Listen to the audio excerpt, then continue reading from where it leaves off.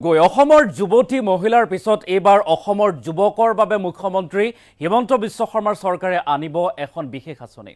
বাবু আঁচনি আনিব অসমৰ যুৱক বা ডেকাসকলৰ বাবে, অৰ্থাৎ অসমৰ যুৱকসকলেও এতিয়াৰে পৰা হিতাধিকাৰীৰ আঁচনিৰ অন্তৰ্ভুক্ত হ'ব পাৰিব।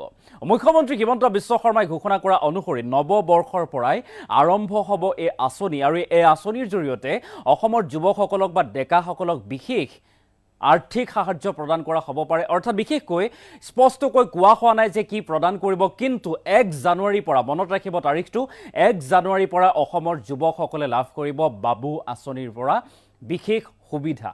মুখ্যমন্ত্ৰী হিমন্ত বিশ্ব শৰ্মাই বাবু আঁচনিৰ লগতে 1 জানুৱাৰীৰ পৰা অসমৰ বা ৰাজ্যবাসীয়ে কি কি সুবিধা লাভ কৰিব, কি কৈছিল, আমি সবিস্তাৰে খবৰটোৰ A to Z তথ্য লৈ অহাৰ চেষ্টা কৰিম।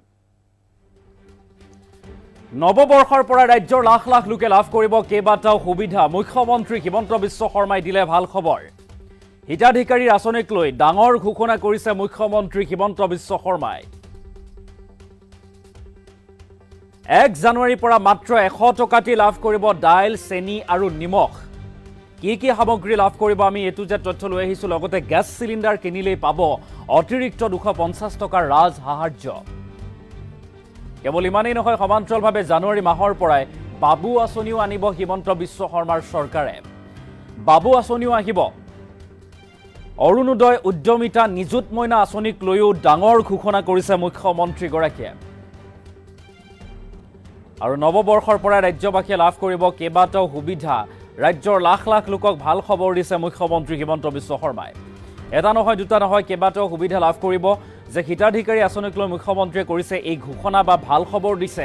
মুখ্যমন্ত্ৰীগৰাকীয়ে কৈছে 1 জানুৱাৰীৰ পৰা 100 টকাতেই ৰেচন কাৰ্ডৰ হিতাধিকাৰীসকলে দাইল, চেনি, নিমখ ক্ৰয় কৰিব পাৰিব। বৰ্তমান 117 টকাত দিয়া হৈছে, কিন্তু এতিয়া 100 টকাতে প্ৰদান কৰাৰ যোজা চলোৱা হৈছে। গেছ চিলিণ্ডাৰ গেছ চিলিণ্ডাৰ আপুনি ক্ৰয় কৰিলেই 250 টকা আপুনি অতিৰিক্ত ৰাজ সাহায্য লাভ কৰিব। আপুনি কিন্তু অৰুণোদয় আঁচনিৰ হিতাধিকাৰী হ'ব লাগিব।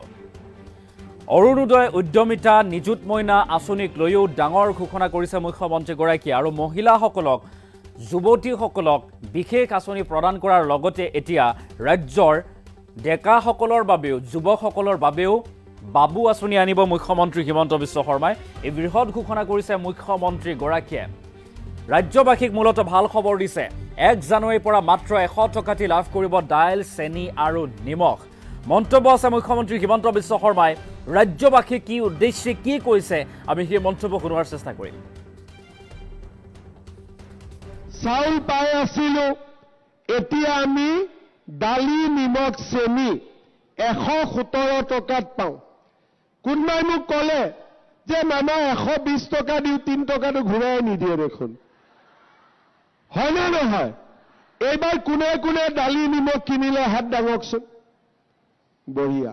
দালিটো ভাল আছিল নে নাই? কোৱালিটিটো আপোনালোকে নিজে কওক, কোৱালিটিটো ভাল নে বেয়া? নিমখৰ কোৱালিটিটো ভাল নে বেয়া? ভাল। এই যে ভঙা পইচা ঘূৰাই দিয়াত দিগদাৰ, সেইকাৰণে 1 জানুৱাৰীৰ পৰা আমি 100 টকাতে দালি, নিমখ, চেনি আপোনালোকক দি দিম। হ'ব? ভাল হ'বতো? বঢ়িয়া। তাৰ মানে এতিয়া আপোনালোকে চিন্তা কৰক, উদ্যমিতা অভিযানত 10,000, পিছত 25,000 পাম। অৰুণোদয় 1250 টকা। চাউল 20 কেজিও যদি আমি পাওঁ 800-1,000 টকা ঘৰত বাচি গ'ল। দালি, নিমখ, চেনি পালোঁ। আৰু 1 জানুৱাৰীৰ পৰা আমি ফৰ্ম কালেক্ট কৰি আছো। গেছৰ চিলিণ্ডাৰ কিনিলেও 250 টকা আপোনালোকৰ একাউণ্টত আমি উভতাই দিম। কোনে কোনে গেছৰ ফৰ্ম ফিল আপ কৰিলে হাত দাঙক। বহুতে কৰা নাই, সোনকালে কৰি দিয়ক। ঠিক আছে, একো নালাগে, খালি গেছৰ নম্বৰটো লাগে, অৰুণোদয় চেকৰ একাউণ্টটো লাগে, বাছ। গেছতো আমি 250 টকা পাম। ছোৱালীক পঢ়ুৱাৰ খৰচ দিব নালাগে।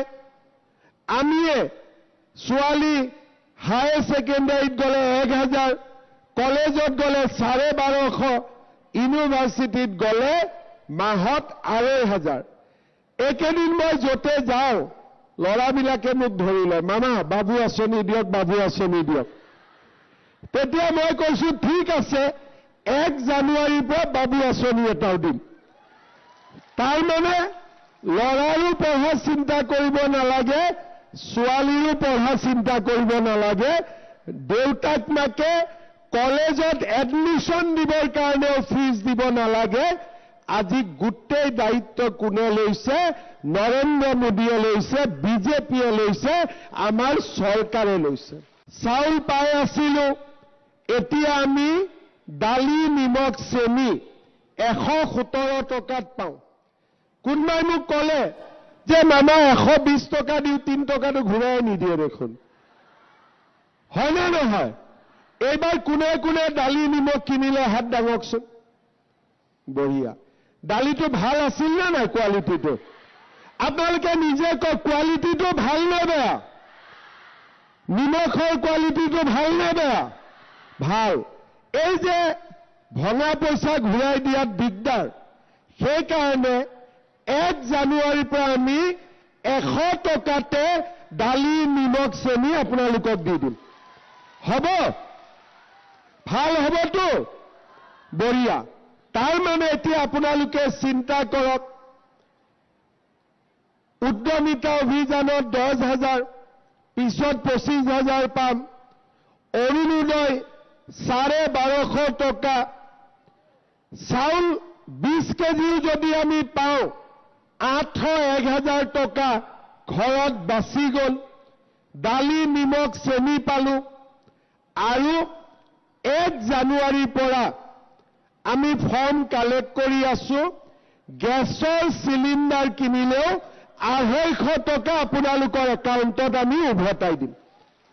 কোনে কোনে গেছৰ ফৰ্ম ফিল আপ কৰিলে হাত দাঙক। বহুতে কৰা নাই, সোনকালে কৰি দিয়ক। ঠিক আছে, একো নালাগে, খালি গেছৰ নম্বৰটো লাগে, অৰুণোদয় চেকৰ একাউণ্টটো লাগে, বাছ। গেছতো আমি 250 টকা পাম। ছোৱালীক পঢ়ুৱাৰ খৰচ দিব নালাগে।